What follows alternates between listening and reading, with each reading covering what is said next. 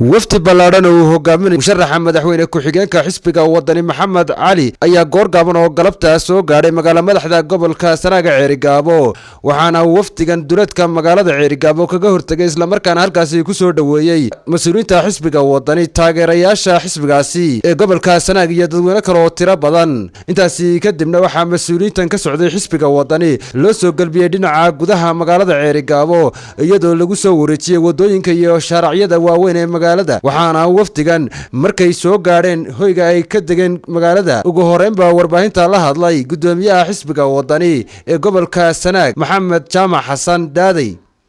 waxaad leeyahay reer Ceerigaabo maanta waxa muujiseen waxaydan hore u muujin waxaanu idinku hambalyeynaa sida aad maanta u soo dhaweysaan wafdigan maanta ayay muuqatay gays kale xisbiga degmada Ceerigaabo ama gobolka Sanaag wala kala baxay waxa iyaguna halkaasi ka hadlay xubno isugu jiray wasiirkii hore arrimaha gudaha Maxamed Nuur Caraale Duur iyo Cabdilaahi Axmed Daamir oo kamid ah wafdigan ka socday xisbiga wadani xamaasada sharafta wanaaga sida ay reer Ceerigaabo u soo dhaweeyeen wafdiga uu hogaaminayo musharaxa madaxweyne ku-xigeenka Ambassador Maxamed Cali waa aragtaan waantu waa maalin cad ومالين عرقابة حديثي إنه وداني تاهي waxaan soo maray ceelafoyn oo colaadi ka muuqato nabad baan ugu baaqaya walaalnimo aan ugu baaqaya isjeclaan baan ugu baaqaya waxaan doonayaa dadkaasi inay walaaloobaan iska ilaawo wixii kala gaaray waxa dambe ay u taliyaan aad bay u fool xumeyd magaaladii ceelafoyn abaar baa dalka ka muuqata abaartii Soomaali oo dhan ku baahday Sanaag bay ka bilaabantay because dhiigga sokeeyaha ku daatay way dadka reer Sanaag colaadan kala talinaya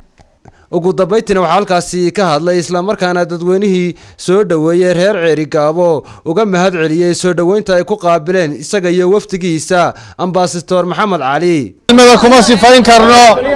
sida fiican ee noo soo dhaweyseen aad iyo aad baan idinku mahadnaqanaa waxaad muujiseen waxaanaan hore u arag waxaad muujiseen waxaanaan filaynin aad iyo aad baan idinku mahadnaqanaa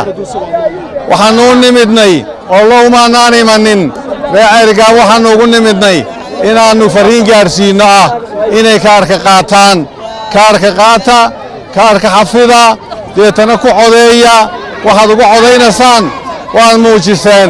idin weydiin mayno waxaan idin sheegayaa anigu waxaan ahay musharaxa madaxweyne ku-xigeenka xisbiga wadani waxaan ka soo jeedaa gobolka Awdal laakiin waxaan ballan qaadayaa inaanan ahayn musharax u taagan gobolada galbeedka ee aan ahay musharax u taagan Soomaaliland oo dhan Yusuf Cabdi Xasan Cadde telefishinka caalamiga Universal magaalada Ceerigaabo.